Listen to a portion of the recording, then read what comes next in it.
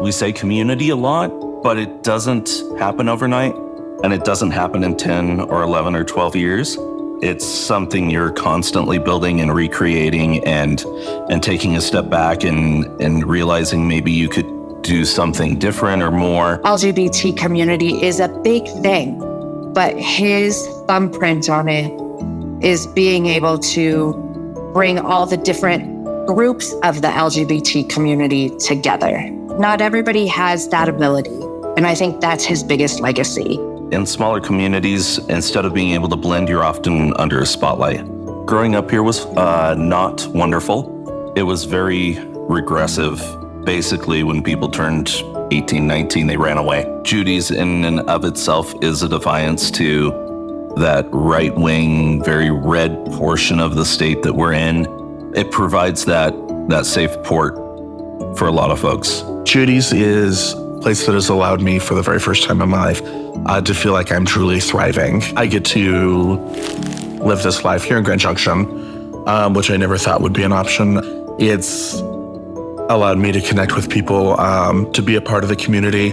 I get very emotional about it, and I feel that it's much bigger than all of us. His bar is amazing, and it's inclusive, and it's fun. And the fact that his vision has come to life, I think is something he should be ultimately proud of. People come in all the time and they talk about how safe they feel just being in the club, or like that this is the only space that they can truly be themselves. I always say, welcome to Judy's, welcome home.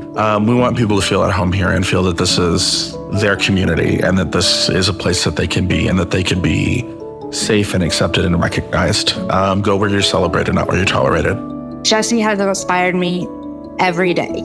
He's got the biggest work ethic I've ever seen out of any human. Jesse started the Colorado West Pride chapter in Grand Junction. So I feel like without him and his voice, there would not be the community that there is today. Junction and the whole Western Slope seem to be kind of raising and coming into a higher vibration. So we needed to make sure that there was a place for us at the table. Once Moab was able to have a Pride Festival, I knew that what was standard here was not acceptable anymore. So, I wanted to push that to the next level. The impact has been, it's palpable, it's visible, right?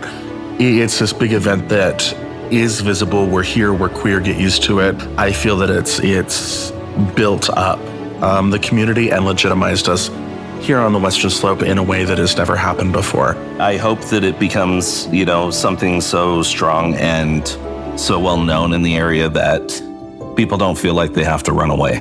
They can stay here, they can thrive, they can have a community without outsourcing and looking for that elsewhere.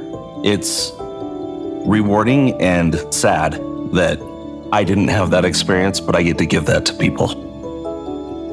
I think in terms of the advocacy work that One Colorado does, it's important to recognize people who are just out doing the thing. And I may be biased, but I certainly think that Jesse has been for a long time. So I think he should be so proud of the fact that he is such a multifaceted person, that he is a survivor. He should be recognized because he's allowed people to come to light and allowed people to come out of the darkness and allowed people to be who they want to be, where they want to be at. It's a pleasure and a privilege to be able to work alongside him every day. I personally feel very grateful to know him and to consider him a very close friend, family even. I typically try to hide and run from any kind of spotlight, and I know that the time and work that's been put in here by me and so many people is important, and I appreciate that One Colorado is spotlighting that. Jesse, I love you. You are an amazing human and capable of anything. You work so hard and so tirelessly to make everyone happy, and I hope you feel the love today.